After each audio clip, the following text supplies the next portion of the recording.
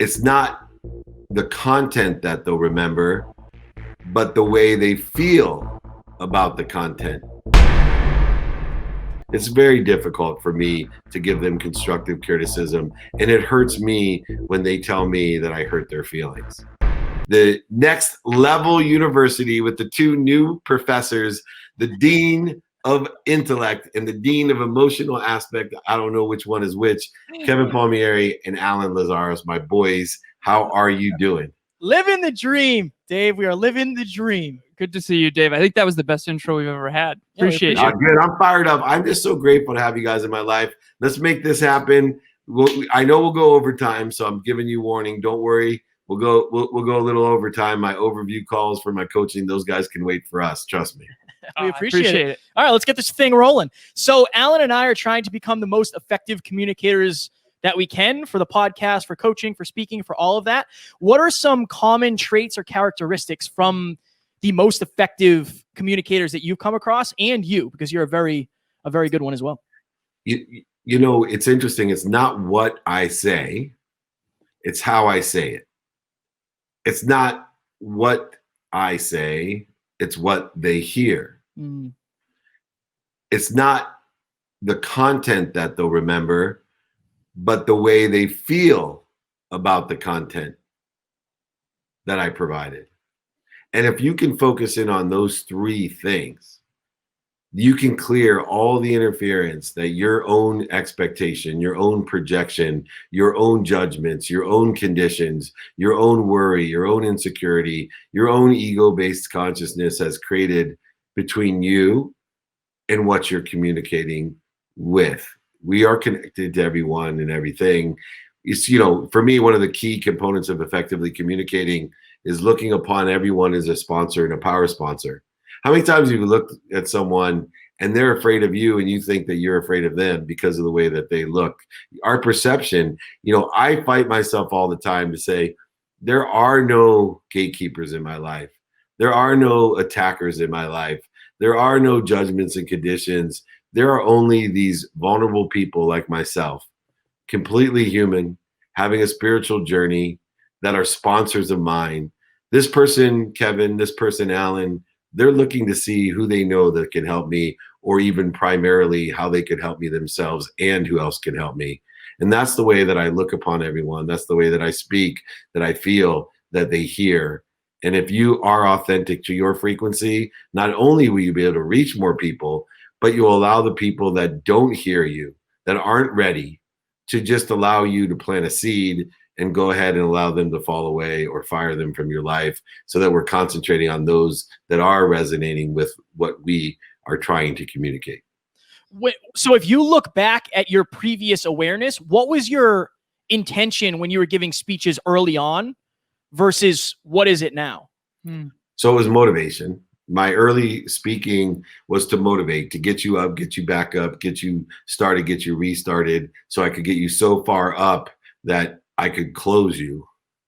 But that never lasted. There was now I live in an inspired world, in spirit, that my first communication is to that which inspires me, to the greatest source of light, love, and lessons that comes through me, kind of like loading up, you know, water gun. That's all the water that you spray it all over everybody, and it lasts so much longer. And you, with inspiration, can empower people to empower others. Motivation will not allow them to empower others, right? It's a soul sucker.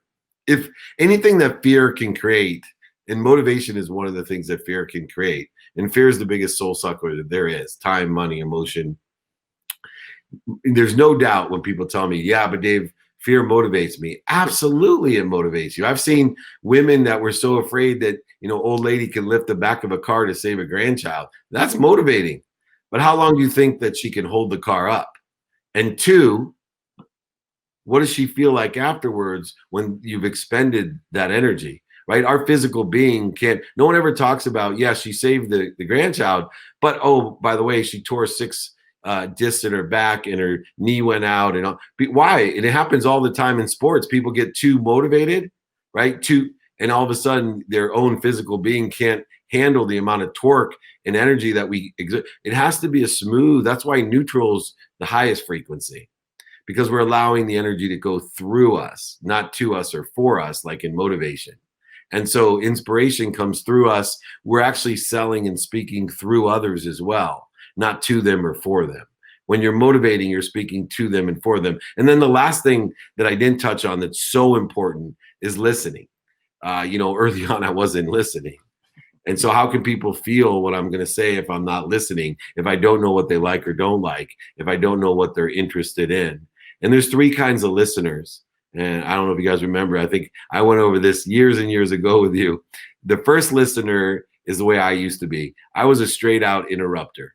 Even in a sales call, I just interrupt you. I don't care what you say. I was going to shove features and benefits down your throat and interrupt you no matter what you were thinking. Then I got a little more mature in sales, and they called it consultative sales.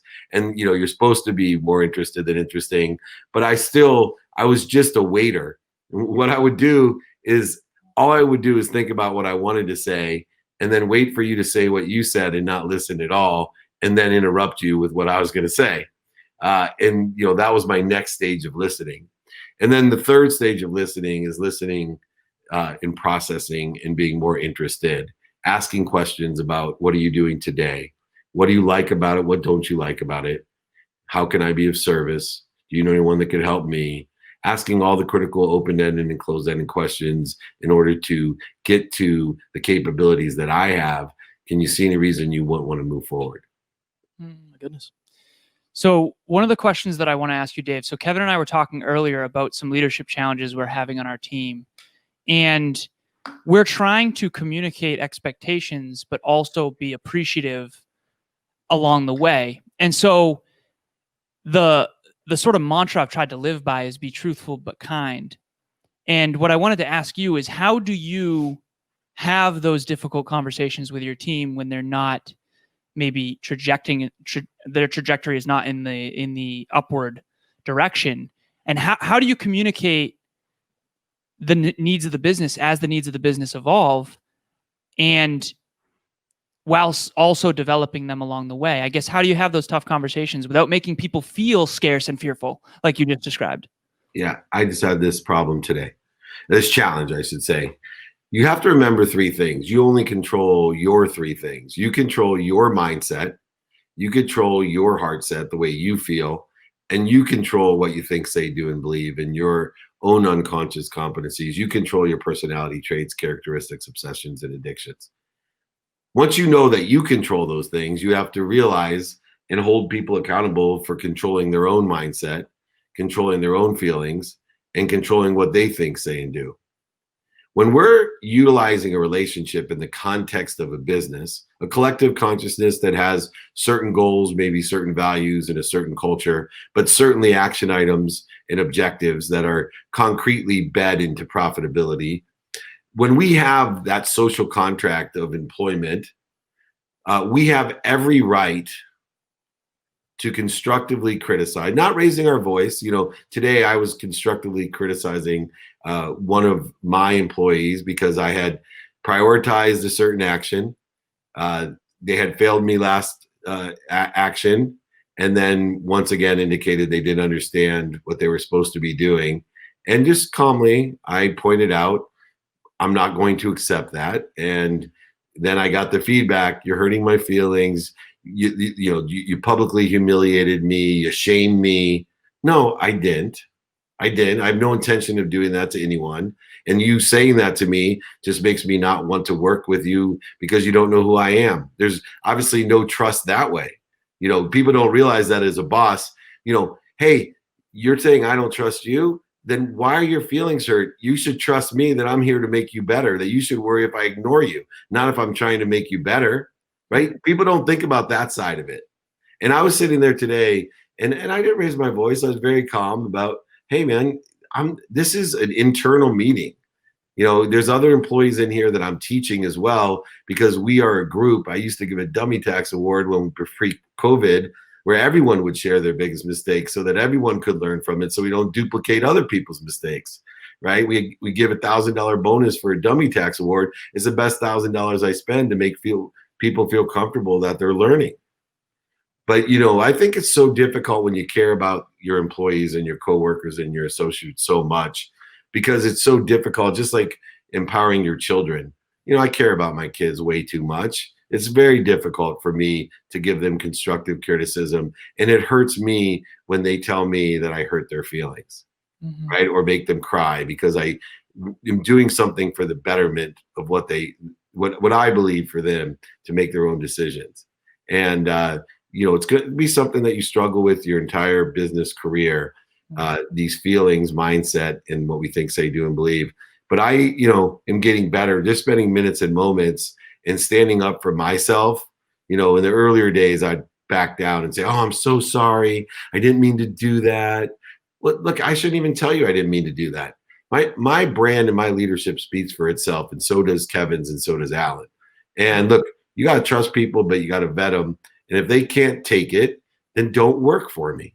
If you are not up for getting better and listening to constructive criticism, don't work for me. I'll help you find somewhere you can hide out in a cubby hole and click a button on a computer. Nobody's going to say anything to you as long as you hit the number of inputs that they want you to have. But if you want to build and grow and expand, you're not going to expand without constructive criticism. I'm sorry. I've learned that from sports, and so have you too. Fire. You have a follow-up? No. Okay, just making sure. Yeah, appreciate it. So Dave, huge thanks to you. You are one of the biggest reasons why this is happening for me. But I'm noticing that my anxiety zone has gotten a lot smaller, and my learning zone has gotten like far bigger. No, your anxiety zone's farther away. Further away. Hopefully it's big because you want to expand through it the way what used to be your anxiety zone is now your learning zone. What used to be your comfort zone is now the size of your learning zone. Yes. What Dave said. Said. For you, at this point in your career, at this point in your life, in your awareness, what puts you in the anxiety zone? And is that something that you want to like test out and figure out like, oh, okay, that still puts me in anxiety? How do you go about that? I always want to touch on that, right? I want to know how far I can go. I don't want to live in the anxiety zone, right? But if I know where it's at, it's kind of like walking in water and tapping your foot, and exactly, where you are until your head goes under. It's good to know that point. Well, if I get stronger and better, I can swim out, whatever. But more importantly, I want to know exactly where that anxiety is, because I want to spend minutes and moments there, not hours, weeks, days, months. Because if you spend too much time in your anxiety zone, the opposite effect happens. The compound interest starts working against you. Pretty soon, your learning zone, the side of your comfort zone, that causes, so much anxiety. That's why people have nervous breakdowns. I never could understand. How can someone not get out of bed? Well, because they've stayed so long in the anxiety zone that their comfort zone shrunk down to so little that only place they are comfortable is lying in bed, literally. Where the opposite is true for us three, right? You're telling me, Kev, right? No problem. It's amazing. What used to make me so anxious, I feel like I'm in the learning zone. And I will tell you, there's so many things that I felt made me anxious when I was in law school. That's in my comfort zone now. Like that's how far I've expanded. So very important for you to make mistakes. Very important for you to feel pain. An indicator you're in the anxiety zone: mental, physical, spiritual, emotional, financial pain. In the anxiety zone. What is that indicating? Turn signal. I got a lesson to learn. To what? To put me in a better situation, to extend out my learning zone. Because guess what? Pain is an indicator you have a lesson to learn. When you learn the lesson, your learning zone gets to expand out a little bit over the anxiety zone. And that little delta is the lesson. The more lessons you learn, the wider the learning zone gets, and the wider the comfort zone gets, and the farther out the anxiety gets. And so people are like, oh my goodness, how does Kevin and Alan handle all of this stuff? If I look at our relationship from the day I met you guys, actresses in a hotel room, God knows what city it was to meet me, what made you anxious when I met you won't even phase. It sits in your comfort zone. If I told you right now, hey, we're gonna go live together, you and I are gonna do a podcast together, come in. Look, you guys, you were so nervous. You were so, oh my God, there's so much angst in the air, and now look at you. You're sitting there going, oh, this is money. True. It is. It was so Boston, true. by the way. Yeah, it was Boston. It was Boston. Yeah, Boston. Sorry. So for you, what is that now? Like, what is that place where you go and it's like, oh, this is the anxiety zone. Okay, it's still there. I got to take a step back. Yeah, first of all, it's the amount of time I spend in the anxiety zone I'm extremely conscious of. So that next level university of anxiety zone is, okay, I got the pain. I'm only going to spend minutes and moments and I'm going to figure out this lesson. So I'm not spending years, weeks, months re-figuring out that lesson. I've got good at figuring out what the lessons are. But the anxiety zone is strictly being able to identify those key ego-based, mostly secondary ego-based needs that I have. I have a need to be offended. And I get the need to be, I put so much into myself through me for others. I have a need to be resentful sometimes, and those two needs, I really don't have a need to be superior, inferior, separate anymore. I don't have a need to be not worthy. I don't have a need to be angry, anxious, frustrated as much. Angry and frustrated minutes, moments, maybe. But the need to be offended and the need to be resentful are the two anxiety things that I deal with the most. And I'm working on it, but I hear it in my voice. Sometimes I'm speaking from a good place of intention, but I hear it in my voice. You resent this person. You're offended. I can hear the energy, no matter what the words say. I had a step grandma in Middletown, New York, and I loved her, but it was a great analogy for what people do. Have you ever said, it's not what you say, it's how you say it? Well, this step grandma, she had to yell at you for everything. So I wasn't used to it, right? I wasn't used to someone that was like very New York, loud, old Jewish grandma. And she literally was the kind of grandma like, oh my gosh, I'm so proud you got straight A's. You're an amazing grandkid. And I would like start crying, like, why is she yelling at me? I couldn't hear what she actually was saying. That's the way that I feel sometimes as a leader. And I get resentful and offended that, wait a second, why do they think I'm yelling at them? All I'm doing is giving them love. How do you create a culture of excellence? And then how do you know when, so Kevin asked me this earlier. He said, what do you think about me asking Dave this question? He said, should we ask Dave's acorn? What do I mean by the acorn? Okay, so you've probably heard this before. Jeff Bezos says that the reason Amazon is what it is today is because our acorn that grew into a mighty oak is to make it easy to make an online purchasing decision. That's like what Amazon was based on from the very beginning. Help the customer make an online purchasing decision. Okay, what's your acorn in your life? Empowering people to be happy. Yeah, empowering people to be happy. So I spent years trying to figure out my acorn, like Jeff Bezos, of how I could be the richest man on earth, or at least make over $1 billion. And I think I've told you guys before, I had a very difficult time connecting the dots backwards so that I could energetically believe that I could do it. And when I shifted, whatever meditation I was in on a walk one day in South Mission Beach, and it came to me that my acorn was to empower people to be happy. I had a 12-year-old kill herself, a friend of my daughter's, and I was contemplating like how this could occur, what was going on in the world, that suicide was the fastest growing cause of death in America with several different age groups, not just teenagers, and it was just bothering me. And it came to me, and here's the irony of that dream. When I realized and connected the dots that all I got to do is find 1,000 people like Kevin and Alan in my lifetime, that I know without a doubt will empower another 1,000 people each, to empower another 1,000 people each to be happy. 1,000 times 1,000 was 1,000,000. 1,000,000 times 1,000 was 1,000,000,000. And the aspect of that acorn, which is so aligned with what I believe in the universe, is that also connected the dots of how I was going to create abundance of over $1 billion. That if I could be the person to impact all of those people, that I would be able to monetize that for the betterment of all in whatever aspect of whatever happens that I can't even imagine is going to happen, nor do I try to put my finger on it. But I know that this is working for me. I've never made more money, helped more people, and have more fun with my life with one objective of empowering 1,000 people to empower 1,000 people to be happy. And I do that, when you talk about building that culture, with 4 values and 5 daily practices. And I'm sticking to those. They're evolving, but they are substantially clearer to me than they were 10 years ago. And they are truly impacting people because people are listening, hearing, acting upon, understanding, and most importantly, feeling what I'm talking about. My goodness.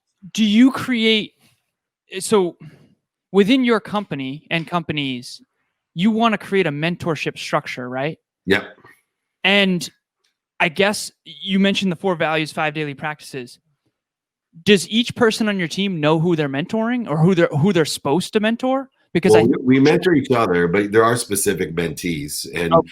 and so whether you're an employee or an intern, there's someone that is mentoring you, someone that sits in a situation, has a skill, a knowledge, or a similar desire that you can get directions to reach or obtain the higher level of knowledge and hopefully surpass it.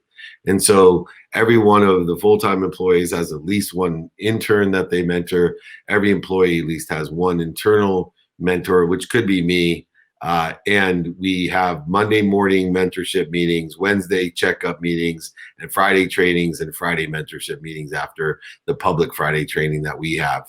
So 3 specific times during the week, we have mentoring, all based on reminding everyone of the 4 values and the 5 daily practices. Especially, we use as a centerpiece of all of that, our calendar. So I use the calendar, which is why, especially over the last month, why I've decided to tell all my employees that your performance will be in my evaluation of how well you are a student of your calendar. So I gave daily calendar captains, so to make it more efficient, because the calendar is unbelievable. When you have, at least 30 planned things during the day, at least 30 unplanned things during the day, plus social activity interruptions in life, we have a very active schedule.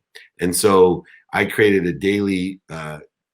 daily calendar captain, so that they only have to study, pay attention to, give an intention to the coincidences that are aligned with our values and objectives, with the lens of productivity, accessibility, and gratitude. So Colleen, for example, who you guys know, she would have Friday. She's studying this Friday, next Friday, the Friday after, and the Friday after, and tomorrow. The Monday captain studies all 4 Mondays and tomorrow.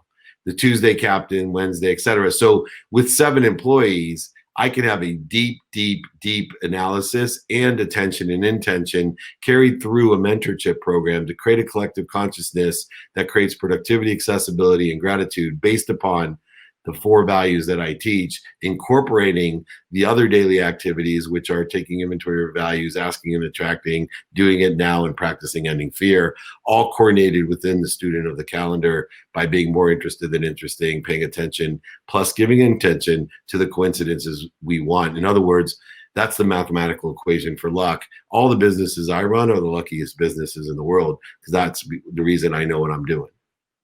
Do you mind if I You quickly? can, yeah, go ahead. 2 quick questions. One of them is how long are those meetings, those check-ins, Monday, Wednesday, Friday? And then the second question is, have you noticed your core values? It wasn't always 4, right? Did you used to have a lot more and then you honed it? Yeah. So they've been clarified. I've always had 4 pillars, which are now the 4 values: gratitude, forgiveness, accountability, and inspiration or effective communication. But the daily practices have all, narrowed down. You can hear how deep, for example, being a student of your calendar, there's multiple layers of lessons that were included in there that I've now clarified and allow people to experience. So, but look, like everything else, I don't know what I don't know tomorrow. Remember, I'm exactly where I'm supposed to be. I'm so happy to be here where I'm at. I'm at the right way at the perfect time. I'm only angling to what I believe to be better. I have objectives. I'm enjoying the consistent, persistent pursuit of my potential at an angle.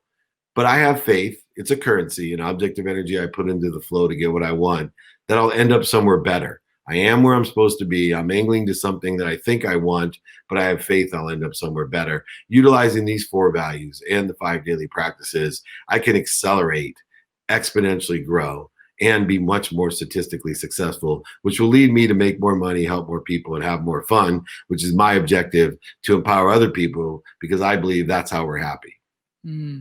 So I have learned a lot recently about math and the fact that I don't know a ton about it. And I know you are very well versed. Alan has a math brain as well. What can I do to increase my math skills? Like, what resources would you recommend?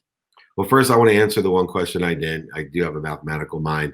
My Monday morning meetings are an hour. Wednesday check-ins are 15 minutes. And Friday meetings are an hour. That's after the Friday training, of course. And then in order to learn math, I would study at first Kabbalah. I would start with the Kabbalah, take a Kabbalah online course to understand the math of the universe, a higher level math and understanding of the balances that exist mathematically with time and forgiveness, relativity, in the core early sense, with no religious context at all, but learn the technology of the universe by studying Kabbalah. And then certain things will, as your awareness rises in math, will come to your presence. One will be time. For me, the mastery of time is the mastery of mathematics, that we sit in a man-made construct called time. And that's the first math that I want to learn. Then the second would be physics, quantum physics, and metaphysics, and understanding that. And then the third one would be profit. So for me, profit is a critical component of math because I spend a third of my life in activity I want to get paid for on average. And so I want to know how to monetize things and figure out where profit lies, where the margins of millionaires lie, how I can smile through struggle, find great opportunity within great change as we are today. I know you guys are coming in and out. I got 1 more minute, so hopefully you can come in. If not, I just want to tell everybody this has been an incredible experience. As always, we have the Next Level University with Kevin Palmieri and Alan Lazaros. They're still on dial-up service, so as soon as Boston gets high speed, we'll be much better off. They're coming back in and out. Dave, can you still hear me? I think our camera went out, but our audio. Yeah, we can hear you. All right, we got 1 minute. What's the last words? Yeah. Okay, one last question. Sorry about that, Dave, about the camera. And okay, my question for you. Finally, I'm the best looking one on the show. It's taken all these years. I did it. Thank you. I'm the best looking one on the show. Better with age, Dave. Better with age. Okay, so have you noticed the productivity or progress of your team increase or decrease now that everyone's remote? And also, what have you got a pulse on in the world? Do you believe that the global economy is better off with more remote virtual work or not? What's your take on that whole thing before we go?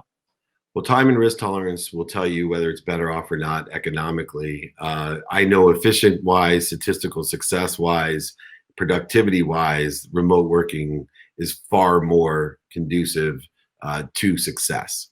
And so, for me, without a doubt, our company, our team, way more productive, accessible, and gracious, way more statistically successful and efficient in what they do, much more happy because they can coordinate and control their own time beyond the travel time, the expenses, the waste that was occurring, from us meeting in Boston to flip over hotel rooms and pay for all that to this is a much higher quality show, and we get so much more value out of it.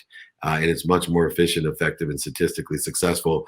So the universe, meaning depending on time and risk tolerance, in the long run, in the scope of infinity and limitlessness, there's no doubt that working remotely with the technologies we have is far more efficient, effective, and statistically successful. But determined upon your timing and risk tolerance, there may be some incongruencies with that philosophy. So there's no great truth in that. And we only know what we don't know. And I could change my mind tomorrow because something else could happen. So that's, my philosophy with time and how I apply it to the math and to, of course, profit. Anyway, boys, I got to jump. I got coaching calls. I got more people to empower. Make sure we do this again in 2 weeks. You are my faves. I'm not afraid to say it. This is what I dream for all of my coaching clients, to be prepared to get as much out of me as you can in the short amount of time that they do. Kevin, Alan, be kind to your future self, do good deeds, and please keep up the good work for me. I appreciate you both. Thank you, Dave. Thank you We so love much, you. Dave.